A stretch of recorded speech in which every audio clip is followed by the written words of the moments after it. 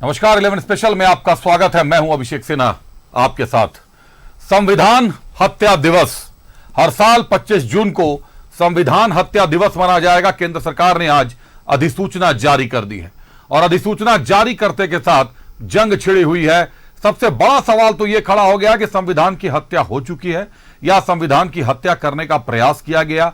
हत्या संविधान की गई थी या लोकतंत्र की हत्या का प्रयास था। कई सवाल खड़े हैं और अगर वास्तव में संविधान की हत्या थी तो फिर इतने सालों के बाद यह नया कानून या नई अधिसूचना क्यों जारी किया गया कि अब 25 जून को संविधान हत्या दिवस मनाया जाएगा। अगर संविधान की हत्या का दिवस होगा तो मनाया कैसे जाएगा? सवाल कई खड़े हो जाते हैं। लेकिन यह भी सच है कि जिस दिन 25 जून को जो तारीख घोषित हो रही है, 25 जून 1975 को आपातकाल लगाया गया था और इस आपातकाल को माना जाता है कि संविधान के नियमों के अंतर्गत नहीं लगाया गया था। संविधान के नियमों को ताक पर रखकर लोकतंत्र की हत्या हुई थी उस दिन और 2 सालों तक करीब करीब यह आपातकाल चला था, जिसके कारण कई लोगों को जेल में डाला गया था। लाखों लोग जेल में डाले गए। यह पूरी तरीके से मनमानापन था, मनमानी थी और अदालत भी इसके विरोध में खड़ी थी। अदालत के निर्णय के बाद ही विरोध शुरू हुआ था, जिसके बाद इमरजेंसी डिक्लेयर करना पड़ा था। पहले देखिए ये रिपोर्ट, फिर करेंगे चर्चा अपने अतिथियों के साथ। 25 जून को संविधान हत्या दिवस, केंद्र सरकार ने जारी की अधिसूचना। केंद्र के फैसले पर गरमाई सियासत, कांग्रेस ने फैसले पर उठाए सवाल। केंद्र सरकार ने 25 जून को संविधान हत्या दिवस मनाने का ऐलान किया है। इसे लेकर सरकार ने अधिसूचना जारी कर दी है। इसी दिन 1975 में देश में इमरजेंसी लगी थी। केंद्रीय गृह मंत्री अमित शाह ने एक्स पर पोस्ट करते हुए कहा कि 25 जून 1975 को तत्कालीन प्रधानमंत्री इंदिरा गांधी ने अपनी तानाशाही मानसिकता को दर्शाते हुए देश में आपातकाल लगाकर भारतीय लोकतंत्र की आत्मा का गला घोट दिया था। लाखों लोगों को अकारण जेल में डाल दिया गया और मीडिया की आवाज को दबा दिया गया। भारत सरकार ने हर साल 25 जून को संविधान हत्या दिवस के रूप में मनाने का फैसला किया है। यह दिन उन सभी लोगों के विराट योगदान का स्मरण कराएगा जिन्होंने 1975 में आपातकाल के अमानवीय दर्द को झेला था। वहीं पीएम मोदी ने सोशल मीडिया एक्स पर पोस्ट किया और कहा कि 25 जून को संविधान हत्या दिवस के रूप में मनाना इस बात की याद दिलाएगा उस दिन क्या हुआ था। पीएम मोदी ने कहा कि यह भारतीय इतिहास में कांग्रेस की ओर से लाया गया काला दौर था। जो कुछ भी इंदिरा जी ने की थी, दैट वाज दी संविधान का हत्या ही था। तो लोग उसको they can't forget this. That's why we should always keep aware that what Congress party has done to संविधान एंड प्रजाप्रभुत्व। To keep that awareness we are doing this and everybody should remember that day and because it should further in future, it should never happen. That is the intention. 25 जून 1975 तत्कालीन प्रधानमंत्री इंदिरा गांधी ने आपातकाल और संविधान की हत्या की थी और इसीलिए संविधान हत्या दिवस 25 जून को अब मनाया जाएगा। देश के पत्रकारों का कलम तोड़ देना और एक तानाशाही और जिस तरह संविधान को तार तार किया गया, जिस तरह संविधान की हत्या की गई, 25 जून को कोई भूल नहीं सकता। तो ये हत्या हुई थी संविधान की उस दिन, हत्या का प्रयास था और पूरे तरीके से ये हम मानते हैं कि ये संविधान का हत्या दिवस मनाने का जो केंद्र सरकार का निर्णय है ये बहुत अच्छा है, क्योंकि आने वाली पीढ़ियों को भी इस बात को ख्याल रखना होगा कि देश की आज़ादी के साथ, संप्रभुता के साथ देश की जो संवैधानिक शक्तियां हैं आम नागरिक की, उनको किस तरीके से उनकी हत्या का प्रयास तत्कालीन कांग्रेस की सरकार ने किया था। क्योंकि ये नई पीढ़ी को इस बात का स्मरण करना अति आवश्यक है, तभी वो भविष्य के लिए सचेत हो सकते हैं। 25 जून को संविधान हत्या दिवस मनाने के केंद्र सरकार के फैसले पर कांग्रेस ने सवाल उठाए हैं। कांग्रेस ने कहा कि देश के मुद्दों से ध्यान भटकाने की ये कोशिश है। जिस सरकार ने चुनाव के दौरान जिनके बड़े नेताओं ने, चाहे वो अनंत हेगड़े हो, चाहे लल्लू सिंह हो, चाहे दिया कुमारी हो, चाहे अरविंद धर्मापुरी हो, जिन्होंने लगातार संविधान बदलने की बात की और उन नेताओं पर कोई कार्यवाही नहीं की वो सरकार इस तरह का नोटिफिकेशन कर रही है तो सिर्फ ध्यान हटाने के लिए। बहुत सारे देश में मुद्दे हैं, सरकार लगातार घिरी हुई है, हमारे जवान शहीद हो रहे हैं। ऐसे में ये सरकार सिर्फ ध्यान हटाने के लिए इस तरह का नोटिफिकेशन कर रही है। जो सरकार, जो प्रधानमंत्री 10 सालों तक देश के संविधान को, संविधान के मूल भावनाओं को, संवैधानिक संस्थाओं को तार तार करने का काम किया है, वो अब गजटीय प्रावधान करके हत्या दिवस, संविधान हत्या दिवस मनाने का काम कर रहे हैं। हमें यह लगता है कि राहुल जी के संविधान बचाओ अभियान से भारतीय जनता पार्टी इस कदर घबरा गई, बौखला गई। लोकसभा चुनाव के दौरान कांग्रेस समेत इंडी गठबंधन बीजेपी पर संविधान बदलने की कोशिश का आरोप लगाया था। अपनी रैलियों में राहुल गांधी ने संविधान की किताब दिखाई थी और बीजेपी पर संविधान बदलने की कोशिश का आरोप लगाते हुए संविधान बचाओ का नारा दिया था। लेकिन अब केंद्र सरकार ने 25 जून यानी जिस दिन देश में आपातकाल लगा था, उस दिन को संविधान हत्या दिवस मनाने का ऐलान किया है।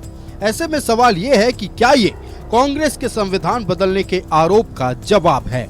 न्यूज़ 11 भारत के लिए दिल्ली से अमर के साथ रांची से राजेश कुमार की रिपोर्ट। के बाद आपका स्वागत है। रुक करते हैं अपने अतिथियों का। हमारे साथ कांग्रेस से डॉक्टर संजय सिंह साहब है। संजय जी बहुत स्वागत है आपका। जेएमएम से हमारे साथ अरुण वर्मा साहब है। अरुण जी बहुत स्वागत है आपका।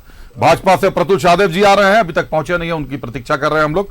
प्रतुल शाहदेव जी थोड़ी देर में हमारे साथ होंगे। संजय सिंह का रुख करते हैं पहले। संजय साहब, बड़ा आरोप लगाया है भाजपा ने, आप संविधान की हत्या करने का आरोप लग गया है कांग्रेस पर कि 1975 में 25 जून 1975 को संविधान की हत्या हुई थी। आपातकाल बुलाकर कांग्रेस ने संविधान की हत्या की थी। 1975 में 25 जून को आपातकाल लगा था। भारत के संविधान के अनुच्छेद 352 के अंतर्गत तत्कालीन राष्ट्रपति के द्वारा इमरजेंसी को लागू किया गया था देश में। निश्चित तौर पे इस अध्याय को हम लोग मानते हैं कि लोकतंत्र के लिए बड़ा संकट का समय था और लोकतंत्र पर और लोकतांत्रिक परंपराओं पर हमला भी हुआ। अभी हाल ही में हमारे नेता श्री राहुल गांधी एक इंटरव्यू में इस बात को स्वीकारे हैं कि ये गलती थी जो उस समय कांग्रेस के द्वारा की गई है। गलतियां राजनीतिक पार्टियों से होती हैं, गलतियों से सीखने का एक ईमानदार प्रयास भी होना चाहिए, क्योंकि 1971 के युद्ध में श्रीमती इंदिरा गांधी जिस तरह से पाकिस्तान को पराजित कर 2 हिस्सों में बांट दी और बांग्लादेश का एक स्वतंत्र राष्ट्र के रूप में उदय हुआ, उस युद्ध की जीत के बाद निश्चित तौर पे उनका एक पहचान बना और वो पहचान जो था एक ऐसे राष्ट्र नेता का बना जिसको पूरा देश उस तरह से देख रहा था कि वाजपेयी जी के शब्दों का स्मरण करें तो उन्होंने कहा कि ये तो माँ दुर्गा के स्वरूप की तरह हमको दिखती हैं। ये हमारी माँ दुर्गा के स्वरूप हैं जिन्होंने देश को इतना बड़ा विजय दिलाया है। लेकिन कभी कभी ऐसा होता है कि जिसके हिस्से में इतिहास इतना बड़ा शोहरत लिखता है उससे गलती भी हो जाती है। इसी दौर में श्रीमती इंदिरा गांधी ने नेशनलाइजेशन का बहुत सारे फैसले लिए, coal mines, banks, private banks का। उनको इंटरनल डिस्टर्बेंस जैसा प्रतीत होने लगा। ये तो उनका अपना असेसमेंट था उस समय का, जिस पर भी हम लोग कमेंट नहीं कर सकते हैं, क्योंकि पॉलिटिकल सिचुएशंस डायनेमिक होते हैं और जो शीर्ष पर बैठता है उसको आकलन करना पड़ता है कि कौन सा सिचुएशन के हिसाब से उसको कैसा पॉलिटिकल डिसीजन लेना है। लेकिन कांग्रेस इमरजेंसी को कभी एक्सेप्ट नहीं करती है एज ए मोमेंट जो उसका फाइनेस्ट मोमेंट था। कांग्रेस कहती है, बार बार कहती है, अभी हाल ही में राहुल गांधी जी कहे हैं, मैं दोहरा रहा हूं कि हम लोगों ने एक गलती की है। लेकिन अब मुख्य बात यह है कि हमारे मित्र भी आ गए हैं, तो सबसे पहले तो मैं आपके शो में एक बात आपने कही थी, महत्वपूर्ण बात जी, कि जब कभी भी हम लोग आपके माध्यम से आपके जो श्रोता हैं झारखंड में और बाहर जो देखते हैं, जो जानकारी दें वो तथ्यों पर आधारित हो, गलतियां ना करें। बुधवार को जो इन्होंने डिबेट के क्रम में 2 बातें कही कि एससीसी का रिपोर्ट ठंडे बस्ते में चला गया और जवाहरलाल नेहरू ने आदिवासी शब्द को समाप्त कर दिया। तो मैं इसको क्लियर करना चाहता हूं कि एसीसी का रिपोर्ट जो 2011 का है वो लोकसभा में, पार्लियामेंट में पूर्व स्वर्गीय बोलना ठीक होगा, पूर्व मंत्री स्वर्गीय अरुण जेटली साहब के द्वारा 3 जुलाई 2015 को टेबल किया गया था। उसमें बहुत सारी त्रुटियां थी, जाति को लेकर, उपजाति को लेकर, और बहुत सारी त्रुटियां थी। उसके चलते इसको रेफर किया गया रजिस्ट्रार जनरल को, जिसका अभी आगे क्या होने जा रहा है प्रोसेस में हम लोग को अभी अपडेट भारत सरकार से ही मिलेगी। दूसरी बात इन्होंने कही कि आदिवासी वर्ड को हटाया गया। भारत के संविधान में आदिवासी के स्थान पर शेड्यूल्ड ट्राइब रखा गया है, जिनको अनुसूचित जनजाति भी कहते हैं, और दलित के स्थान पर शेड्यूल्ड कास्ट का रखा गया है, जिसको हम लोग अनुसूचित जाति कहते हैं। हम लोग दलित और आदिवासी शब्द का प्रयोग भारत के संविधान में नहीं करते हैं। चलिए ठीक है। तो इस क्लैरिफिकेशन की आवश्यकता थी, क्योंकि ये भ्रांति नहीं हो। और इसके बाद मैं आता हूं एक और इम्पोर्टेंट बात पर कि हम चाहते हैं अपने विद्वान भाजपा के मित्र से जानना कि इनका जो, सर आप मत जानना चाहिए, सवाल हम मुझे पूछने नहीं, आपके माध्यम से आप लोग बाद में पूछ लीजिएगा एक दूसरे से। सर आपके माध्यम सर, पहले ही काफी समय विलंब हो चुका है। संजय सर, सवाल आज मेरे पास भी काफी हैं। नहीं, मैं आपके माध्यम से पूछना चाहता हूं। रुक जाए सर, आप लोगों के आपस में सवाल जवाब बहुत होंगे, वो आप लोगों को बहुत मंच मिलेगा। ठीक है, ओके फाइन, वक्त मिलेगा, जरूर आप पूछ लीजिएगा। प्रद्युम्न सहदेव जी, आज घोषणा हो गई है, केंद्र सरकार ने अधिसूचना जारी कर दी है कि 25 जून को संविधान हत्या दिवस के रूप में मनाया जाएगा। तो पहले तो यह क्लियर कर दीजिए कि संविधान की हत्या हो चुकी है या संविधान को पुनर्जीवित कर दिया गया है, संविधान अभी किस स्थिति में है पहले यह बता दीजिए। और हत्या दिवस अगर है तो मनाया कैसे जाएगा? या तो शोक व्यक्त किया जा सकता है उस दिन, श्रद्धांजलि दी जा सकती है उस दिन। प्रतुल जी। देखिए अभिषेक, सबसे पहले आज आपने जो माफ कीजिएगा जो टॉपिक रखा उसके लिए आपका साधुवाद, क्योंकि बहुत समसामयिक विषय था। आज केंद्र सरकार ने कहा कि संविधान हत्या दिवस मनाया जाएगा 25 जून को, और 25 जून 1975 की वो काली सुबह कौन भूल सकता है, जब इंदिरा गांधी ने कहा था कि कभी कभी बहुत कड़वी दवा जो है वो उसकी खुराक देना ज़रूरी हो जाता है। तो उस समय उन्होंने इमरजेंसी लगाया था, और इमरजेंसी देश का काला अध्याय है साहब। संविधान में जो आदमी को, किसी सिटीजन को अधिकार मिले थे, अधिकांश अधिकारों को सस्पेंड कर दिया गया। संविधान में उस समय मीसा एक्ट का दुरुपयोग का पूरा मामला आया। 1 लाख से ज्यादा नेताओं को, जर्नलिस्ट को, स्कॉलर्स की गिरफ्तारी हुई, और maintenance of internal security act, Misa act में कहीं प्रावधान नहीं था बेल का। 2-2, 3-3 वर्षों तक लोगों को जेल के भीतर सड़ा कर रखा गया। और आप देखिए 21 महीने का जो ये टेन्योर था, जिस समय इमरजेंसी लगा था, ये देश के इतिहास में पहली बार हुआ था कि जब एक तय सीमा पर लोकसभा का चुनाव नहीं हुआ हो। लोकसभा का चुनाव 1976 में ड्यू था, लेकिन इंदिरा गांधी जी को सत्ता की इतनी लालसा थी और उन्होंने 1976 के चुनाव को भी नहीं होने दिया। और इमरजेंसी लगने का जो इंटरनल सिचुएशन, इसके लिए जिम्मेवार नहीं था अभिषेक। उस समय इलाहाबाद हाईकोर्ट का जजमेंट था, जिसमें इंदिरा गांधी जी की सदस्यता चली गई थी और वो प्रधान दीवार हो गई थी वो चुनाव लड़ने से। तो उसको उन्होंने बदलने के लिए इमरजेंसी लगाकर सारी शक्ति। मैं खंडन करता हूं। मैं अगर ये बीच में बोलेंगे, अगर ये बीच में बोलेंगे तो फिर गलत नहीं, आप अपने समय बोले ना, आप अपने गलत। ये इलाहाबाद हाईकोर्ट का जजमेंट था, जिसके बाद इन्होंने इसको लगाया। और सुप्रीम कोर्ट की बात कर रहे हैं, 3 सबसे सीनियर मोस्ट जजेस को सुप्रीम कोर्ट के इमरजेंसी के दौरान सुपरसीड करके चौथे व्यक्ति को सुप्रीम कोर्ट का चीफ जस्टिस बना दिया गया। ये एक पुरानी परंपरा थी जिसको तोड़ा गया। कौन सा ऐसा जो हिस्सा नहीं था संविधान के तहत जो अलग अलग शक्तियां दी गई, किस संवैधानिक संस्था को इन्होंने उस समय बर्बाद करने का प्रयास नहीं किया। तो जाहिर तौर पर इंदिरा गांधी जी ने बर्बरता का उस समय जो आलम हुआ था, उस समय हजारों लोगों की जाने गई थी। और आपको अभिषेक याद होगा, उस समय नसबंदी का एक अभियान चला था जो संजय गांधी का फ्लैगशिप अभियान था, जबरन बिना किसी के याद नहीं रहेगा, उस समय बहुत पुरानी बात है। नहीं, पर ये नसबंदी उस समय का बहुत चर्चित प्रकरण था। नसबंदी जबरदस्ती, आप किसी की बिना सहमति के उसकी नसबंदी का कानून कैसे ला सकते हैं। तो ये जो इमरजेंसी था, ये डार्केस्ट चैप्टर ऑफ इंडियन जो हिस्ट्री है, डेमोक्रेटिक हिस्ट्री, उस रूप में कहा जाता है। और देखिए उसी पीरियड में इन्होंने 42वां संशोधन लाया। इनको डर था सुप्रीम कोर्ट, हाई कोर्ट इनकी शक्तियों को कम नहीं कर दे।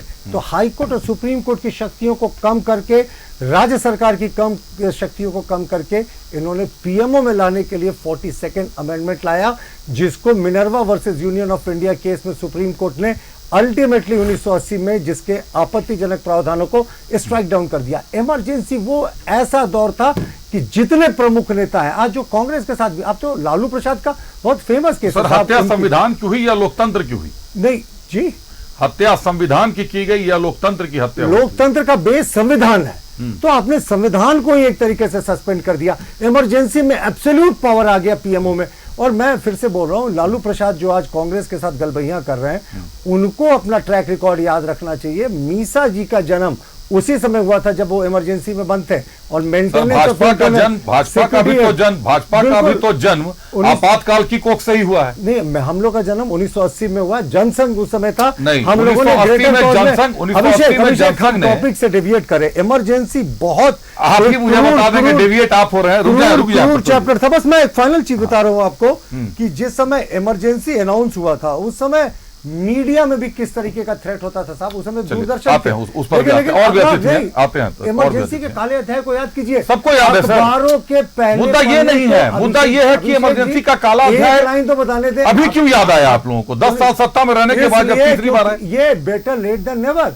आने वाली पीढ़ियां याद रखे कि किस तरीके से कांग्रेस ने संविधान की हत्या की थी, प्रजातंत्र की हत्या की थी, और किस तरीके से 1951 में जन्मी जनसंघ की भाजपा की उत्पत्ति हुई, किस तरीके से कांग्रेस समाजवादी पार्टी को मिलाकर जनता पार्टी का निर्माण किया गया। वो पीआरडी अप्रूव करता था अखबारों का फ्रंट पेज।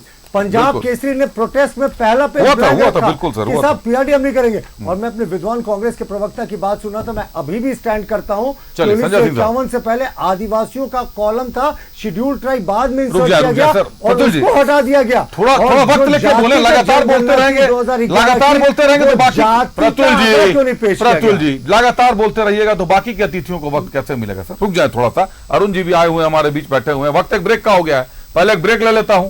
जब ब्रेक से लौटूंगा तो समझूंगा कि कैसे आखिर संविधान की हत्या हुई थी, और संविधान की हत्या अगर हुई थी 25 जून 1975 को, तो भाजपा को इतने सालों के बाद याद क्यों आई कि संविधान की हत्या हो चुकी है, जबकि भाजपा की जननी ही संविधान की हत्या है और आपातकाल है।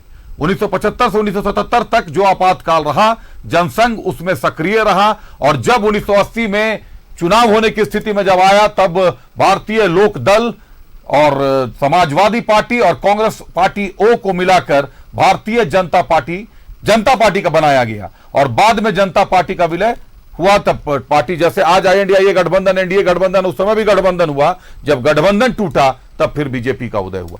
ब्रेक के बाद एक बार फिर आप सभी का स्वागत है। रुक करते हैं अपने अतिथियों का। हमारे साथ अरुण वर्मा साहब, संजय सिंह साहब है। संजय सिंह साहब, आप कुछ कहना चाहते थे, अगर जल्दी कह सके तो पूरा करें, क्योंकि अरुण वर्मा साहब के लिए सवाल है। आप इनसे पूछ लें। हाँ अरुण वर्मा साहब, फिर मैं आपके पास आता हूं। अरुण वर्मा साहब, आपातकाल के दौरान हेमंत सोरेन, मुख्यमंत्री हेमंत सोरेन का भी जन्म हुआ, उसी दौरान उनका भी जन्म हुआ, और उस समय गुरुजी शिबू सोरेन भी छिप कर रहते थे, क्योंकि आपातकाल में घोर विरोध में गुरुजी शिबू सोरेन थे।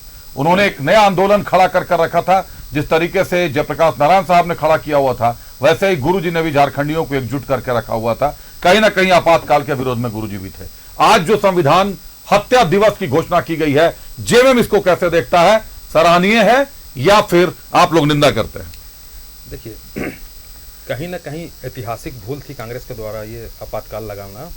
इसे तो कांग्रेस के लोग भी अब मानते हैं जी। यहाँ पर देखिए, पीछे चले जाना भूतकाल में, इसका क्या औचित्य है? 10 साल आपको याद नहीं आया कि संविधान की हत्या हुई थी 1975 25 जून को? 10 साल के बाद आपको याद आई। क्यों याद आई? कि आपका हिंदू मुस्लिम का कार्ड नहीं चला, मंदिर मस्जिद का मुद्दा नहीं चला। इस चुनाव में 400 का नारा लगाए थे, अब की बार 400 पार 400 पार। क्या हो गया? 240 में आ गए। 2 बैसाखी चंद्रबाबू नायडू और नीतीश कुमार के भरोसे में सरकार मोदी जी की चल रही है। तो ये लंगड़ी सरकार बनने के बाद इन्हें एहसास हो गया कि हिंदू मुस्लिम का मुद्दा चलेगा नहीं, मंदिर मस्जिद का मुद्दा चलना नहीं है। लोगों को देखिए, ये केन प्रकरण करके सिर्फ दिग्भ्रमित करने का प्रयास ये लोग करते हैं। आप भविष्य गढ़ने की बात कीजिए, आप कहाँ चले गए? भूतकाल में जाने का क्या औचित्य है? देश के लोग आज बेरोजगारी से त्रस्त हैं, महंगाई का आलम आप देख रहे हैं क्या है।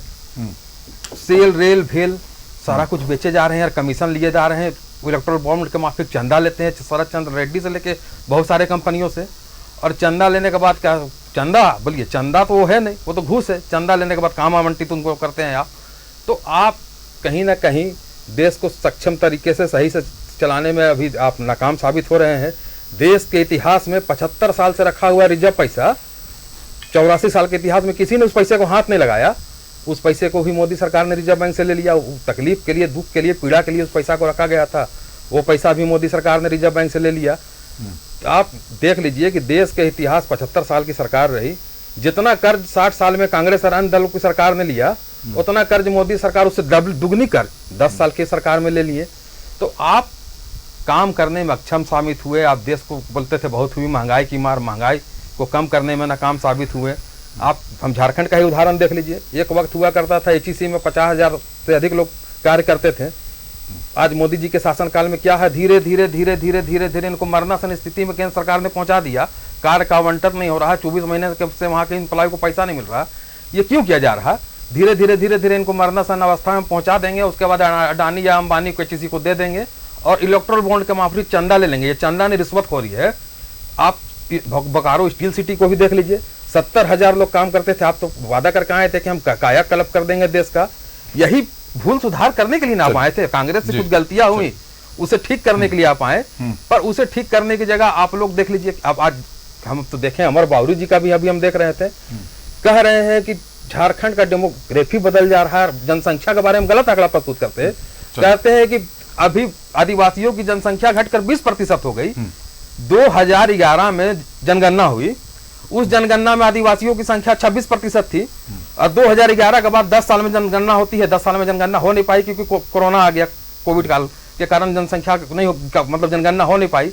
तो आपको एक रूट जनगणना पर आते हैं, आपको एक रूट पता नहीं है। और आप कैसे आप कह रहे हैं कि आदिवासियों की संख्या घट गई?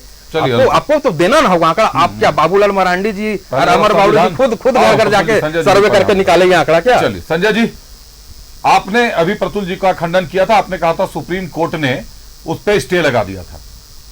जो हाईकोर्ट का निर्णय था राजनारायण वर्सेस उत्तर प्रदेश के जो खिलाफ जो अदालत ने जो न्याय दिया था, जो निर्देश दिया था, आदेश दिया था, उस आदेश में यह कहा गया था कि इंदिरा गांधी पर वोटरों को घूस देना, सरकारी मशीनरी का गलत इस्तेमाल, सरकारी संसाधनों का गलत इस्तेमाल जैसे 14 आरोप साबित हुए थे, लेकिन इंदिरा गांधी ने उन्हें स्वीकार नहीं किया था।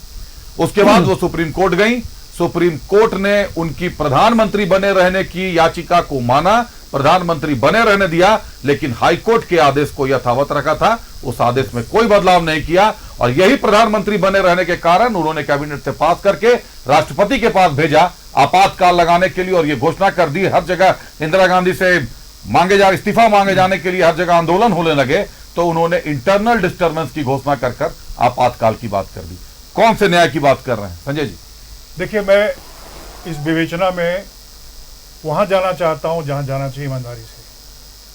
अगर कोई कहता है कि संविधान की हत्या हुई है तो उसे पूछना जरूरी है उस पार्टी से जिसका उद्गम हुआ आरएसएस के वैचारिक सोच से, आरएसएस से जनसंघ और बीजेपी का उद्गम हुआ है, कि आरएसएस क्या सोचता है संविधान के बारे में। 30 नवंबर 1950 के पहले ऑर्गेनाइजर जो अंग्रेजी मुखपत्र आरएसएस का, उसमें एक आलेख छपा था कि जो भारत का संविधान है उसमें कुछ भी भारतीय नहीं है, इसमें भारतीयता नहीं है। हमारे अनुसार मनुस्मृति ही देश का क्या तिथि बताई आपने? 30 नवंबर 1949। आरएसएस की स्थापना ही 1951 में हुई। नहीं, मैंने कहा नहीं, आरएसएस तो 1922 की संस्था है। आरएसएस जनसंघ की स्थापना 1951 में श्यामा प्रसाद मुखर्जी ने की। टॉकिंग अबाउट आरएसएस, राष्ट्रीय स्वयं सेवक, उसी की स्थापना बता रहा हूं। नहीं, it was established in 1922। Please अच्छा, प्रसाद जी उसको क्लियर करेंगे, चेक द फैक्ट्स। मैं जो आपको रेफरेंस दे रहा हूं ऑर्गेनाइजर का, ये है 30 नवंबर 2000। सर छोड़िए, उतना पीछे नहीं चलेंगे। आप मुझे राजनारायण वाला मुकदमा कंप्लीट करने दीजिए, मुझे कंप्लीट कर दीजिए। राजनारायण वाला मुकदमा ये जानना जरूरी है। समझते हैं ये संविधान को नहीं मानते हैं ना। आप ये कहिए कि ये संविधान को नहीं मानते। भारत के तिरंगा के बारे में क्या लिखे हैं मैं आपको पढ़ के सुनाना सर, चाहता आप हूं। लोगों ने विरोध का भी किया। नहीं, मुझे आपत्ति होगा अगर आप मुझे पढ़ के सुना नहीं देंगे तो। क्या संजय जी, आप आपत्ति ऐसा होगा करते हैं कि मुझे कि ये आप 14 अगस्त समझ में नहीं आता है। 14 अगस्त 14 अगस्त को जब भारत स्वतंत्र हुआ, 15 अगस्त को स्वतंत्र हुआ और हमारा तिरंगा जब लाल किले पर फहरने वाला था, तो इनका ऑर्गेनाइजर 14 अगस्त 1947 में लिखता है, वे लोग जो किस्मत के दांव से सत्ता तक पहुंचे हैं, वो भले ही हमारे हाथों में तिरंगा थमा दे, लेकिन हिंदुओं द्वारा इसको कभी सम्मानित किया जा नहीं सकेगा, न अपनाया जा सकेगा। तो आपने क्या किया? आंकड़ा अपने आप में अशुभ है और एक ऐसा झंडा जिसमें 3 रंग हो बेहद खराब मनोवैज्ञानिक प्रभाव असर डालेगा और देश के लिए नुकसानदेह होगा। तो सरकार ने क्या 2002 में आरएसएस के मुख्यालय में तिरंगा फहराया गया। सरकार ने ये क्या संविधान को नहीं मानने वाला, तो सरकार ने क्या किया? नहीं, सरकार यहाँ नहीं है, इनका नहीं, 1949 संविधान विरोधी है। संजय सिंह साहब जवाब दीजिए ना, आप केवल अपनी संजय सिंह साहब, ऐसे चर्चा नहीं होती है, ऐसे चर्चा नहीं होती है। आप सुने, आपने अपनी बात कह दी। एक तो जब मैं आपको रोक रहा हूं तो आप कह रहे हैं मुझे बोलने नहीं दीजिएगा तो मुझे तकलीफ होगी। सर, आप डिबेट से हट रहे हैं। मैं आपसे ये पूछ रहा हूं, अगर ये कहा, ये छपा कहीं ऑर्गेनाइजर में, ये आरएसएस ने ऐसा कहा, तत्कालीन सरकार ने क्या स्टेप लिया? सरकार को इसमें हस्तक्षेप करने का कोई, आप देश की स्वायत्ता का सवाल उठा रहे हैं। नेशनल सिंबल एक्ट है। आप देश के झंडे की बात कर रहे हैं। बिल्कुल, बात को समझिए। कांग्रेस जो है उस उदार सोच को, उदार सोच थी जो 1975 में किया, सोच को रखता है कि आरएसएस जो आजादी की लड़ाई में शामिल नहीं हुआ, आरएसएस ये कैसे आप फैसला जो माफी मांगे हाथ जोड़कर कहे कांग्रेस पार्टी वो कौन था, तो आप बता पाएंगे? बोले कि मैं, आप मुझे बात बता पाएंगे? अभिषेक, देखिए संजय जी सुने, कांग्रेस पार्टी ओ कौन थी, कौन लोग थे कांग्रेस पार्टी ओ में? कांग्रेस पार्टी ओ की बात छोड़ दीजिए, तो फिर क्या बोलूं? जो आप बोले वही बोलूं? उसको छोड़कर रुक जाए, इंदिरा गांधी छोड़कर अपनी पार्टी बनाई। प्रतुल दादेव साहब, राहुल गांधी साहब ने भी स्वीकारा, अभी संजय जी ने भी बताया कि राहुल गांधी साहब ने भी यह स्वीकारा कि 1975 में एक भारी भूल हुई थी और कहीं ना कहीं बीजेपी का उदय भी थी। 1975 से 1977 तक की जो स्थिति रही देश की आपातकाल की, भाजपा का उदय यहीं से होता है। बाद में यही जो गठबंधन उस समय भी था, जो आज गठबंधन आप लोग खेल रहे हैं सारे लोग, और जनता मूक दर्शक बनी हुई है, यही गठबंधन उस समय भी था। गठबंधन टूटा, बीजेपी एक अलग पार्टी के रूप में, जनता पार्टी से अलग पार्टी के रूप में होकर बनी। लेकिन उस घटना को आज करीब 50 साल होने को है, 49 साल हो गए घटना को। आज इतने सालों के बाद अचानक इतना बड़ा कि केंद्र सरकार के द्वारा अधिसूचना जारी की जाती है। देखिए अभिषेक, मैंने कहा ना कि नेवर टू लेट। तो कल आप बन्ना गुप्ता साहब को क्यों बोल रहे थे? अभिषेक नहीं, आपने कहा ये सरकार का कार्यकाल खत्म हो रहा था ना, ये 2 महीने बचे हैं, लेकिन हमारे सरकार का कार्यकाल तो शुरू हुआ। अभिषेक, थोड़ा सा मुझे समय दे। संजय जी से आपने करीब 10 मिनट तक डिबेट किया, तो मैं आपसे भी करूंगा 10 मिनट अभी, ऐसे थोड़े बोलने दूंगा सर। मैं इतना बहस नहीं करता आपसे। बोले मैं कह रहा हूं कि सबसे पहले तो आपका साधुवाद, आपने रियलिटी चेक करके दिखा दिया। राजनारायण वर्सेस ये जो गवर्नमेंट ऑफ उत्तर प्रदेश का जो सरकार का जजमेंट था, इलाहाबाद हाईकोर्ट का जजमेंट, जिसके बाद इंदिरा गांधी की सदस्यता चली गई थी और आनन फानन में उन्होंने अपनी बचाने के लिए सदस्यता इमरजेंसी लगाई थी। और आपको साधुवाद कि आपने ये दिखाया कि सुप्रीम कोर्ट ने इलाहाबाद हाईकोर्ट के जजमेंट के किसी ऑपरेशनल पार्ट पर रोक नहीं लगाई थी, इसीलिए इंदिरा गांधी को मजबूरी इमरजेंसी लगानी पड़ी थी। अब देखिए, आज राहुल गांधी कह रहे हैं कि 1975 में भूल हुई थी। अरे माफी मांगिए साहब, हाथ जोड़कर। लाखों लोगों को आप लोगों ने भेज दिया, हजारों लोग मर गए पुलिस यातना में। अरे इनको माफी मांगिए, चिल्लाएंगे। देश में देश का ऐतिहासिक भूल हारने के बाद हो गई है। देखिए संजय, महाराष्ट्र इनके इमरजेंसी की बात कर रहे हैं। मैंने इनको नहीं टोका, ये मेरे समय में इसलिए टोक रहे हैं क्योंकि इमरजेंसी पर इनके पास जवाब नहीं। राहुल गांधी माफी मांगते हैं। उन्होंने स्वीकारा ये 23 जुलाई 1985 को इंडियन पार्लियामेंट लोकसभा का प्रोसीडिंग। राजीव गांधी ने क्या कहा? तत्कालीन प्रधानमंत्री, there is nothing. Rajiv Gandhi में जा रहे हैं, पहले तो ये बता दीजिए, पहले हम लोगों को ये बताएं, बाला साहेब देवराज, अरे बाला साहेब देवराज जी संघ प्रमुख बाला साहेब देवराज क्यों इमरजेंसी का समर्थन क्यों कर रहे थे? संघ प्रमुख बाला साहेब देवराज उस समय क्यों इमरजेंसी का समर्थन कर रहे थे? बताना होगा, पहले इनको बताना होगा कि संघ प्रमुख बाला साहेब देवराज 1975 में क्यों इमरजेंसी का समर्थन कर रहे थे? उसके लिए कौन माफी मांगेगा? उसके लिए कौन माफी मांगेगा? ये बताएं। लोकतंत्र की हत्या जब हाई कोर्ट के सारे जज बैठ जाते हैं, सुप्रीम कोर्ट के आदेश में जज जब बैठ के प्रेस कॉन्फ्रेंस करते हैं, तो वो संविधान की हत्या है कि नहीं है? वो घोषित इमरजेंसी तो ये अघोषित इमरजेंसी है, घोषित इमरजेंसी है। ऑफिस में सीबीआई को ऑफिस में आप तक सुने, सब सीबीआई को ऑफिस में आप तीनों रुक जाएं, आग्रह होगा तीनों लोग रुक जाएं। अरुण जी एक बड़ा रोचक तथ्य बता रहे हैं, वो कह रहे हैं बाला साहब सोरस जो जनसंघ के अध्यक्ष थे उस समय, वो इमरजेंसी के पक्ष में क्यों थे? क्या ऐसा कोई डाटा है आपके पास? बिल्कुल, मैं निकाल कर दिखाता हूं कि झूठ जो है ना एक्सपोज होता है इनका, बार बार झूठ बोल रहे थे। मैं अभी दिखाता हूं, माफी भी नहीं मांगे आज तक।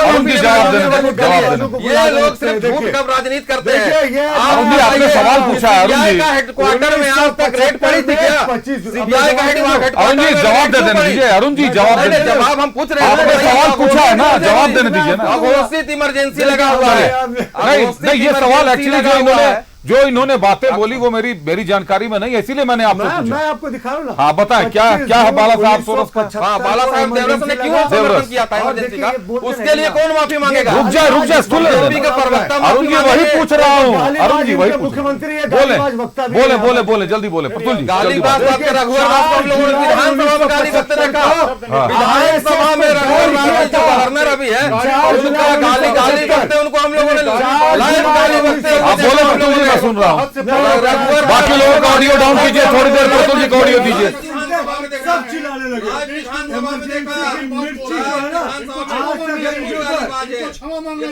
क्षमा आप मांगिए। किस बात पे क्षमा? मैं दिखाऊंगा रियलिटी चेक करो। अभिषेक आज पहले ये माफी मांगे दिखा रही है जिसने 1 लाख लोगों को बिना किसी कानून के गिरफ्तार करके रखा था। अभिषेक आज सुप्रीम कोर्ट ने आरएसएस के आज सुप्रीम कोर्ट ने कहा कि देने दे रहा किसी का भी रास्ता आप हूं। एक ब्रेक का वक्त हो गया, एक ब्रेक ले लेता हूं। किसान भी इस देश का नागरिक ब्रेक के बाद लौटूंगा तो ये बड़ा आरोप जेएमएम ने लगा दिया। जेएमएम का दावा है कि आरएसएस के जो संघ प्रमुख थे उन्होंने उस समय इमरजेंसी को समर्थन दिया था, उसके लिए माफी कौन मांगेगा? आरोप बड़ा है, मेरी जानकारी में नहीं, इसलिए जरूरी है कि मैं भाजपा प्रवक्ता से इस बात को पहले क्लियर कर लूं कि आखिर मामला क्या था, कि संघ भी इंदिरा गांधी के साथ खड़ा था। तुरंत लौटता हूं ब्रेक के बाद एक बार फिर आपका स्वागत है। रुक करता हूं प्रतुल सहदेव साहब का। प्रतुल सहदेव साहब, जेएमएम का बड़ा आरोप है दत्तात्रेय मधुकर दत्तात्रेय देवरस उर्फ बाला देवरस साहब ने, जिन्हें महाराष्ट्र के यारवदा जेल में भेजा गया था इमरजेंसी के दौरान, उन्होंने पत्र लिखकर इंदिरा गांधी को समर्थन दिया था और कहा था कि आपातकाल ठीक लगाई गई है, जबकि सरसंचालक थे वो उस समय, और नानाजी देशमुख जयप्रकाश नारायण के साथ लाठियां खा रहे थे। ये भी 4 जुलाई 1975 को आरएसएस को बैन किया गया और जो जून 30 था 1975 से नागपुर रेलवे स्टेशन से बाला साहब देवरस को गिरफ्तार किया गया। आरएसएस के कार्यकर्ताओं ने सारे आंदोलन में जमकर हिस्सा लिया। जब सभी अखबारों को सेंसरशिप किया गया तो आरएसएस छुपकर एक अखबार निकाला करता था, सत्य समाचार, जिसके जरिए इंदिरा गांधी को एक्सपोज करता था। और ये जो नया नैरेटिव बन रहा ना, ये कौन कह रहा साहब? एक आईबी के एक्स चीफ थे, वो 2 राज्यों के कांग्रेस के यूपीए शासनकाल में गवर्नर थे, टीवी राजेश्वर। कांग्रेस ने इतना उपकृत किया कि उन्होंने अपने पुरस्कार में, किताब में लिख दिया पुरस्कार में कि राव आरएसएस चीफ का समर्थन तक। कहां है वो पत्र? चिट्ठी लिख के समर्थन किया है, पत्र लिख के समर्थन किया है, अगर आरएसएस को बैन किया गया, आरएसएस के चीफ को अरेस्ट किया गया, लाइव चैनल में पत्र भी आपको दिखा दिया। पूरे तरीके से ये लाइव चैनल में चलिए संजय सिंह साहब, ये बताएं, आप मुझे ये बताएं, लोगों को जेल डाला गया, कानून लाकर बसबंदी कराई गई। मधुकर वो संजय गांधी साहब ने 1976 में लाया था, अधिकार थे वो छीन लिए गए। संजय सिंह साहब, किसके तहत? जुडिशरी पर प्रतुल जी, अगर आप ऐसे बोलते रहेंगे मेरे बोलते समय, आप मेरे बोलने के समय बोल रहे हैं, उनके बोलने के समय नहीं बोल रहे हैं। बात कहाँ सुने साहब? प्लीज, ऐसा आप भी कभी नहीं सुनते प्रतुल जी, ये ना करें, सुनता हूँ, ये ना करें। देखिए, इन्होंने आरएसएस के चीफ पर जो आरोप लगाया, प्रतुल जी सवाल पूछने दे, आप लोगों से आग्रह है, मैं बार-बार आग्रह के शब्दों में बात करता हूँ। रुक जाए, इसके चीफ अरेस्ट होते हैं। प्रतुल जी का ऑडियो डाउन कीजिए। इमरजेंसी ऑडियो डाउन करें। संजय सिंह साहब, आप एक बात बताइए, बोलूंगा इमरजेंसी काला अध्याय था इस देश का, और उसको तो आप बोलेंगे तो मैं अरुण जी को भी नहीं रोकूंगा, संजय सिंह साहब को भी नहीं रोकूंगा। किया था उसको 1985 में लोकसभा में जस्टिफाई किया था। राहुल गांधी बोल रहे हैं तो बाकी सारी चीजों के लिस्ट आपने निकाले, लेकिन मधुकर दत्तात्रेय के पत्र को आप इनकार कर रहे हैं। हरियाणा सरकार माफी मांगे। आज माननीय उच्च न्यायालय, माननीय सुप्रीम कोर्ट ने कहा कि किसान भी इस देश के नागरिक है। इन लोगों का भी इतना ही हक और अधिकार इस देश में है जितना अमीर और पूंजीपतियों का है। 10 महीना से रास्ता बंद करके क्यों हरियाणा में रखे हुए थे? आज माननीय सुप्रीम कोर्ट ने फटकार लगाई। तब हरियाणा दिल्ली राजमार्ग 10 महीना से बंद करके रखे हुए हैं, 10 महीना से बंद करके रखे हुए हैं। को नकार दिया गया है। जो राम मंदिर में कीजिए, राम मंदिर में भी घोटाला करने वाले लोग तीनों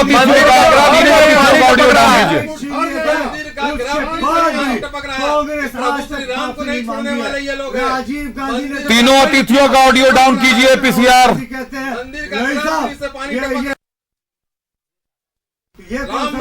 लोगों ने नहीं छोड़ा। जाहिर तौर पर राम मंदिर का गिरफ्त रुक जाए सर, आवाज अब नहीं जा रही है, अब आप लोगों की आवाज नहीं जा रही है। रुक जाए सर, 50 हो गए हैं, 2 मिनट बचे हैं। अगर ये कीजिएगा मैं आप लोगों को नहीं रोकूंगा। मैं आग्रह कर सकता हूं, अपनी बातें आप लोग दर्शकों तक पहुंचा रहे हैं। मैं आग्रह ही कर सकता हूं आप लोगों के साथ, कोई जबरदस्ती नहीं है आप लोगों के साथ। आप लोग माननीय अतिथि हैं, मैं आतिथ्य कर रहा हूं आपका, आपको भी अपने आतिथ्य का आनंद लेना चाहिए। आतिथ्य का आनंद लीजिए। संजय सिंह साहब, अगर दत्ता साहब, देवव्रत साहब इमरजेंसी के समर्थन में थे तो फिर जेल में क्यों थे? यारवदा के जेल में क्यों भेजा गया?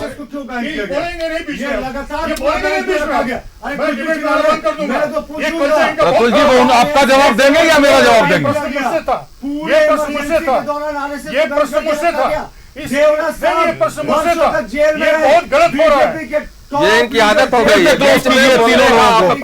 खुद बोल लेते हैं, किसी को बोल लेते हैं, खुद बोल लेते हैं, इनको शुरू मौका मिलता है खुद।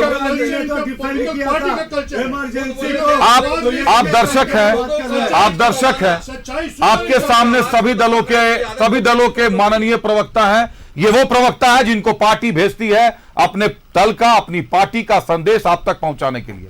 आप सुनते हैं, आप न्यूज़ 11 के दर्शक हैं। कई बार आप लोग टीवी भी बंद कर देते होंगे, लेकिन अगर आप मुझे सुन रहे हैं तो आप सुने इस वक्त इन लोगों को देखें, इनके बॉडी लैंग्वेज को देखें, इनकी भाषा को आप लोग सुने कि कौन कैसा व्यवहार कर रहा है। निर्णय आप लोगों के ऊपर है। मेरे अतिथि हैं, न्यूज़ 11 के अतिथि हैं, हम सबका सम्मान करते हैं, लेकिन जिस तरीके का व्यवहार हो रहा है उस तरीके के व्यवहार में कम से कम डिबेट तो नहीं हो सकता, शोर हो सकता है। सवाल पूछा गया मुझसे। संजय सिंह साहब, आप भी वही कर रहे थे, आप भी वही कर रहे थे, हो रहा है इस तरह। अब आप भी वही कर रहे थे। बहरहाल 10:52 हो गए, 10:52 हो गए, 10:52 हो गए, वक्त निकल गया, वक्त निकल गया, 10:52 हो गए। मेरा टीवी का एक शेड्यूल होता है, आप तीनों अतिथि हैं, काफी दिन से आप लोग आ रहे हैं, अपने दल से अच्छे प्रवक्ता आप लोग माने जाते हैं। टीवी का एक शेड्यूल होता है, उस शेड्यूल टाइम को आप लोगों ने आपस में बहस करके पार कर दिया। आप रोज ऐसा करें, हमें कोई दिक्कत नहीं है, आप करते रहे ऐसा। आपकी बातें दर्शक देखते हैं, जनता सुनती है। अगर आप लोग एक दूसरे को कल वो क्रॉस कर रहे थे, आज आपने भी उसी पैटर्न को फॉलो किया, आप करें इसी चीज को। मेरी कहीं अगर मैं आपको रोक रहा हूं, आप लोग आग्रह नहीं सुन रहे हैं, तो आप लोग अपने दर्शकों तक अपनी बात नहीं पहुंचाना चाहते हैं। मैं अपने दर्शकों से माफी चाहता हूं, अपने प्रवक्ताओं की, जो मेरे प्रवक्ता है, माननीय दलों के प्रवक्ता, जिनको हमने सम्मानित अतिथियों को आज बुलाया था, उनके इस व्यवहार के लिए मैं अपने दर्शकों से माफी चाहता हूं। उम्मीद करता हूं हमारे प्रवक्ता अगली बार आपको स्पष्ट अपनी बातें पहुंचा सकेंगे अपने दलों की। बहुत धन्यवाद मेरे अतिथियों का। भाजपा से प्रतुल शाहदेव जी थे, प्रतुल जी बहुत धन्यवाद आपका। कांग्रेस से संजय सिंह साहब थे, संजय जी बहुत धन्यवाद आपका। और जेएमएम से अरुण वर्मा साहब थे, अरुण जी बहुत धन्यवाद आपका। मुद्दा गंभीर था, लेकिन मुद्दे पर बहस कम, जिरह ज्यादा होने लगी। लेकिन यह भी सच्चाई है कि लोकतंत्र की हत्या का दिन जरूर था 25 जून 1975, और इस बात को पूरा देश भी मानता है, कांग्रेस भी मानती है, राहुल गांधी साहब भी मानते हैं। लेकिन दूसरी तरफ यह भी सच्चाई है कि आखिर ये याद इतने सालों के बाद क्यों आया, जबकि विधानसभा चुनाव 3 राज्यों के अभी सर पर है। तो ऐसे में यह बात याद क्यों आई, और अगर संविधान की हत्या हुई थी उस दिन, तो संविधान को पुनर्जीवित किसने किया, यह भी बड़ा सवाल खड़ा हो गया। बहरहाल खबरें चलती रहेंगी, बने रहिए न्यूज़ 11 भारत के साथ। मुझे दीजिए इजाजत, नमस्कार।